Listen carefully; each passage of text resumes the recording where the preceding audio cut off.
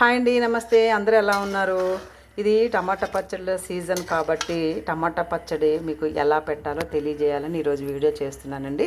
ఈ 3 కేజీల టమాటాలు నేను 3 రోజుల క్రితం కోసి ఉప్పు పసుపు వేసి శుభ్రంగా నానబెట్టి ఈరోజు వాటిని వాటర్ వస్తుంది కదా, వాటర్ని గట్టిగా పిండేసి వాటిని ఈ ఆయిల్లో ఫ్రై చేసి పెట్టాను అనమాట.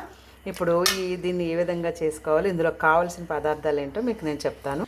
ఇదిగోండి, నేను ఆ యొక్క వచ్చిన వాటర్లోని ఒక 400 గ్రాముల చింతపండు నేను నానబెట్టేసుకున్నాను. చక్కగా నానిపోయింది. ఒక 1/2 కేజీ ఎల్లుల్లిపాయల్ని తీసుకున్నాను. ఇది మెంతిపొడి, జీలకర్ర, కారం.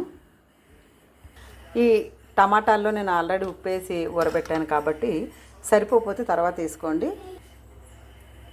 ఇక మిక్సీలో నేను ఎల్లుల్లిపాయలు, జీలకర్ర, మెంతిపొడి వేసుకున్నాను. ఇది కొంచెం నలిగిన తర్వాత ఇందులో మనం నానబెట్టిన చింతపండు కూడా వేసుకుందాం. ఇలా మెత్తగా నలిగిన తర్వాత మనం దీంట్లో కారం వేసుకుందాం. కారం మనం వేసుకున్న తర్వాత నలిగిపోయిన తర్వాత ఇప్పుడు టమాటా ముక్కలు వేసేసుకుందాం.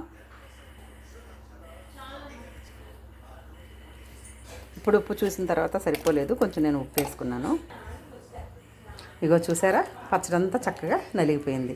ఈ పచ్చడిని మనం ఒక జాడీలోకి తీసుకొని కావాల్సినప్పుడు దాన్ని తీసి తాలింపు గింజలు, ఆవాలు, జీలకర్ర, మినపప్పు, శనగపప్పు అంతా వేసుకొని తాలింపు వేసుకుంటే చక్కగా చాలా టేస్టీగా ఉంటుందండి. ఈ విధమైన ప్రాసెస్ని మీరు పాటించి టమాటా పచ్చడి ఈ విధంగా చేసుకున్నారంటే చాలా రుచికరమైనటువంటి టమాటా పచ్చడి మీకు తయారవుతుంది.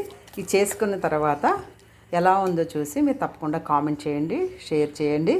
మా ఛానల్ అమ్మ ఆల్రౌండర్ ఛానల్ని మీరు సబ్స్క్రైబ్ చేసుకుంటే ఇలాంటి అప్డేట్స్ అన్నీ మీకు ఎప్పటికప్పుడు వస్తూ ఉంటాయండి. టమాటా పచ్చడి మాత్రం తప్పకుండా ఈ విధంగా చేసుకొని టేస్ట్ చేయండి. Thank you so much.